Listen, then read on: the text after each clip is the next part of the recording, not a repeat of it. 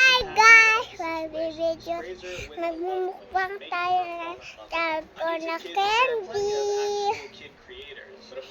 Eto, pero hindi kalala na stick. Didilain lang. Daliwo, meron pa ba tayo stick? The channel had a father Tapon and na? his two daughters as the face.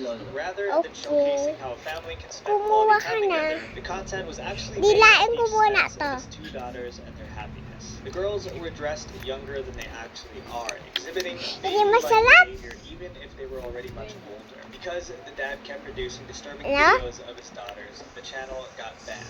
Unfortunately, this sort of family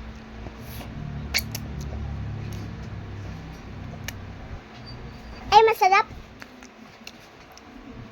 Sa cellphone mo.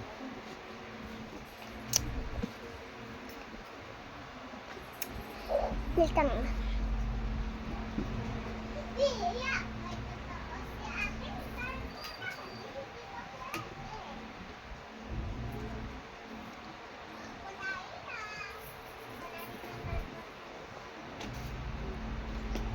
style content was becoming a norm during LCK. Plenty of parents took advantage of their kids by pushing them to create content that prioritized profits over the well-being of their Ang kids. sarap niya, guys. Between 2015 and 2019, LCK was becoming a growing problem without any clear solution. First time na natin makakita Eventually, ng after gantong being hammered dalgo na again and again candy. with concerns and complaints, YouTube finally did something to fight back against LCK, trying to control the Ay, data. wag. We're giving ourselves a new year, a new decade, and most importantly of all, a new YouTube. One that threatens Hindi to kaya. wipe out huge chunks of content and content creators that you know and love and have been watching since you were young. In 2019, YouTube shocked its creators by announcing the implementation of COPPA policies on their platform. COPPA, which stands for Children's Online Privacy Protection Act, is a federal law aimed to protect young users of the internet. At the time, YouTube had already started addressing the issue of LCK by removing more and more videos and monitoring comments for suspicious activity. The platform acknowledged that things needed fixing, and this event forced them to make Ito the guys, it was a $170 million fine that they were served in late 2019 by the FTC that finally sealed the deal. If you create content for YouTube, this video is very important to watch as it describes changes Guys, to the wait upload lang, inom na process, ako all of tubig. your existing videos, and potentially your monetization. At first, the Kuya, backlash natapa was yung intense. tubig. To the surprise and dismay of many content creators, YouTube wasn't only implementing Guys, COPPA on their kids' platform. alam niyo Pushing it ba, onto YouTube as ano, well. bad Of yung course, dalgo with a na large candy, number of tapos creators who all pinili specialized in namin to. content that varied from G-rated to raunchy and risque. There were plenty that felt like YouTube was slapping their content creators in the face with a policy that Ano kayang restricted lasa their ng creativity. lollipop na Content yun? creators were worried about losing their ability to earn money because they realized that a lot of their previous content wasn't suitable for kids. Some referred to this policy as censorship and Ang saw it as a tagal major ng dabi challenge ko. of creative expression. Some believed it could be the end of their channels, while others said that it was the end of YouTube as a whole. So what exactly did COPPA mean for YouTubers? Now, all content that was uploaded needed to be manually marked by the creator as made for kids or not made for kids. The guidelines weren't clear. Sometimes creators would make mistakes. Whether you were a kids channel or not, you were subject to the same sort of strict monitoring by YouTube. Before COPPA was in Sila, place, there were guys. plenty of channels who marketed themselves Ano as na natin kid-friendly to? just to get more views. YouTube had a thing for pushing out kids content, and some creators took advantage of that. Then there are vlog channels that are posing as kid channels just to get more views.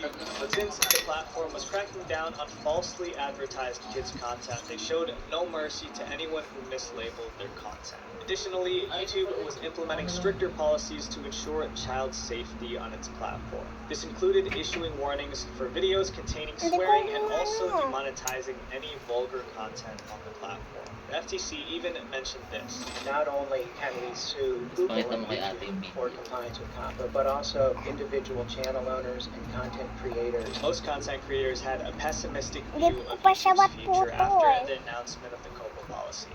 But putting this aside, did these new changes to Uy, the siya platform actually do wata. what they intended Kasi to do? nakita ko si Steven, Did it stop dinidilaan niya, tsaka The naputulan resurgence of niya eh. LCK. YouTube did manage to do right. They cleared up the YouTube Kids app. Mostly. It's a lot more difficult now to find inappropriate content on the YouTube Kids platform than it was before. But there's one fact we need to face. YouTube Kids is not the main platform that children use to watch videos. While YouTube Hindi is ko a siya tackle the problem on YouTube Kids, pamatuto most eh. of the younger audience still use the main Dito sa YouTube kabila. platform. And unfortunately, that's where Elsagate has made a return and found its new home. By 2018, YouTube had fully implemented a human curation team with over 10,000 members tasked with looking for videos on their kids app. This would make it easier for them to weed out harmful content for one half of the platform. But the main YouTube app was still infested with these videos. This time, the Elsagate creators have adapted their content to fit current trends. Disney princesses have been replaced with characters from franchises like Poppy Playtime, Minecraft, and Paw Patrol. In July of 2022, We Got This Covered published an article about the resurgence of Elsagate animations. This time involving the children's TV series Bluey, which featured a blue puppy and his family going on fun adventures. Despite the happy theme of the show, the Bluey animations Agatin mo on na lang. YouTube were quite different. The official Bluey Reddit Di ba had to ginagawa issue a na warning agad? to parents advising them to avoid these Kahit unofficial pa paano animations tayo on magkagat. YouTube. Another franchise that has become common in Elsagate's resurgence is Poppy Playtime. Kaya Poppy na, Playtime is an indie Kaya. horror game that has Baka recently matanggal. become a fan Si Daddy. favorite after being played by popular content creators like Markiplier. And it's quickly becoming one of the fastest growing internet Bakit? fandoms. But as we've already learned, not all fan-made content is appropriate. One of the more popular channels is Kissy Show. This channel creates live-action videos while dressed as the game's characters Huggy Wuggy and Kissy Missy. With over 1.9 million Tanggal ngipin ko. subscribers and over 1.2 billion channel views, it seems like Kissy Baka Show nyo may be natanggal leading eh. Elsagate this time around. The live actor for the female monster named Kissy Missy can often be seen with her undergarments worn on top of her leggings, or with a low-cut top on, which isn't exactly the best attire to be wearing for a kid's video. The theme of the videos are pretty absurd to say the least. And of course, some animators have also joined in on the troubling resurgence of Elsagate, probably motivated by the opportunity to make money from children's content. With Elsagate content now on the regular Cheating. YouTube platform, creators have gotten even sneakier in dodging YouTube's Yaman. policies.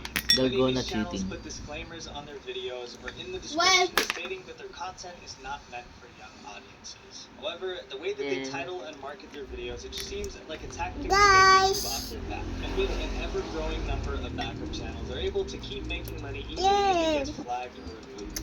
Ultimately, I do understand that Bye. you can't moderate every single video.